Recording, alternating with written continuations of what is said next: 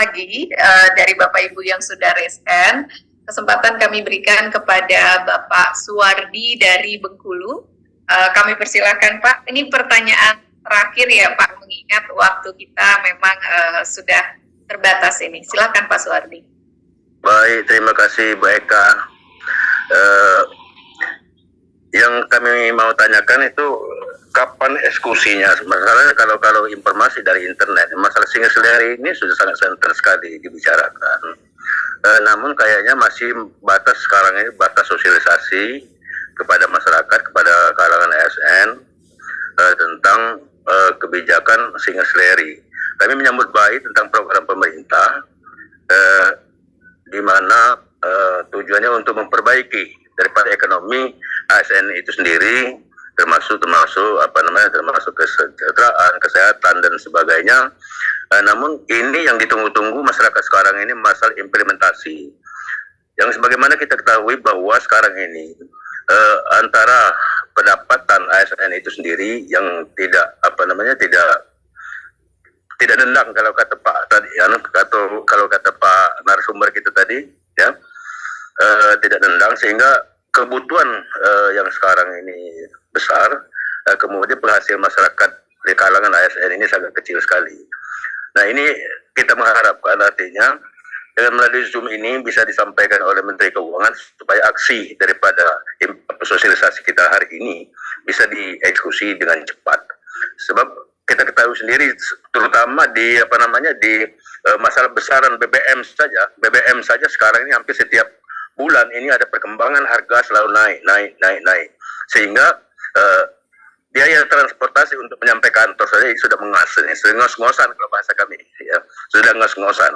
Jadi ini tolong dengan melalui informasi ini supaya kita sama-sama mengawal dan menyampaikan informasi supaya ini secepatnya untuk diskusi. Jadi itu saja Pak narasumber, terima kasih informasinya. Assalamualaikum warahmatullahi wabarakatuh.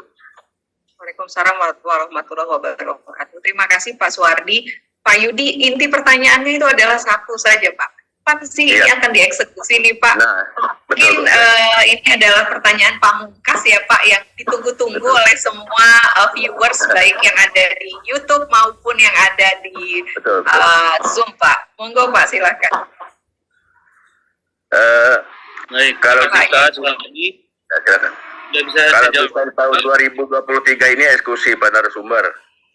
Jangan berlama-lama lagi.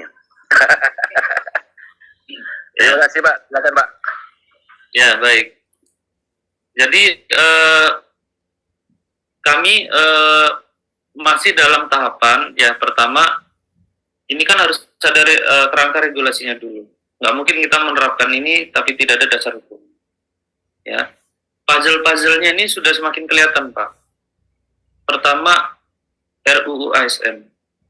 Ya, tadinya tanpa revisi undang-undang ini pun kami akan laksanakan dengan limitasi-limitasi, banyak limitasi. Ya, karena ini kita rancang sebelum RUU dibahas atau ketika RUU sedang masa pembahasan. Nah, ketika RUU ini selesai Pak, itu limitasi itu kebuka lebar sekali Pak. Artinya apa? Peluang kita untuk gaspol menyelesaikan RPP-nya ini sudah terbuka nih. Jadi nggak ada alasan Kemenpan RB, Kemenkyu, Bappenas, Kemendagri ini tidak bersama-sama menyelesaikan ini. Nggak ada alasan lagi. Karena apa? Undang-undangnya sudah terbuka itu. Entah saya yang menyelesaikan, entah nanti pengganti saya atau siapa yang menyelesaikan ini, nggak ada alasan lagi untuk ditunda-tunda Pak. Gitu ya. Dan ini reformasi terbesar menurut saya, menurut kami, reformasi terbesar terkait dengan sistem penganggaran untuk pegawai. Kita nggak pernah mengalami ini Pak. Gitu ya. Jadi ini konsepnya bahkan nanti kami sudah melakukan simulasi sampai ke pensiun. Gitu ya. Jadi mudah-mudahan RPP-nya, dan kami diberikan limitasi waktu untuk penyelesaian RPP itu 6 bulan sejak RUU nanti diundangkan. Kalau November berarti Desember, Januari, Februari, Maret, April, Mei, ya. Juni itu harus sudah ada Pak. RPP ini harus ada Juni. Kalau Juni ada, ya berarti paling lambat ya Berarti paling cepat ini nanti bisa dilaksanakan itu awal tahun 2025. Karena nanti akan ada perpresnya juga. Ini simultan juga nih perpresnya kita susun juga. Ya, jadi mudah-mudahan tidak terlalu lama lagi. Ya, tergantung dari apa?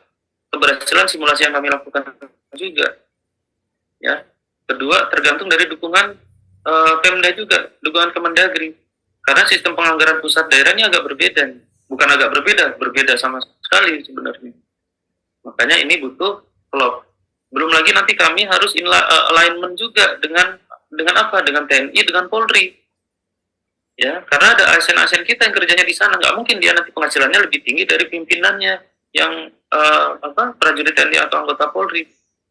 Makanya ini luar biasa magnitude dari pekerjaan ini. Kami mohon doanya aja, mudah-mudahan sehat, ya, masih diberikan kepercayaan pimpinan untuk menyelesaikan ini. Itu aja, Pak Suardi. Baik, terima kasih Pak Yudi. Kita berikan apresiasi secara online terlebih dahulu kepada Pak Yudi. Silakan Bapak Ibu berikan tepuk tangannya secara online reaksinya ya Bapak Ibu. Kerja berat nih Pak Yudi, terima kasih. Demikian Bapak Ibu, tadi telah kita ikuti bersama webinar Korpri menyapa ASN seri ke-35 mengenai single salary atau gaji tunggal. Mohon maaf meskipun ada banyak sekali pertanyaan, namun kami belum dapat mengakomodir. Semoga di lain kesempatan pertanyaan Bapak Ibu dapat diakomodir. Izinkan saya menyarikan materi hari ini bahwa kebijakan untuk meningkatkan kesejahteraan pegawai ASN menjadi penting karena merupakan motivasi untuk meningkatkan kinerja pelayanan publik. Namun peningkatan penghasilan sebagai reward bagi pegawai ASN harus inline dengan kinerja yang dihasilkan. Dan jangan lupa, single salary jangan diartikan sebagai kesamaan pendapatan bagi semua pegawai, tapi tetap ada ukuran yang jelas bagi kinerja pegawai ASN. Bapak Ibu peserta webinar, semoga semua materi pada hari ini dapat memperkaya khasanah ilmu di instansi Bapak Ibu semua.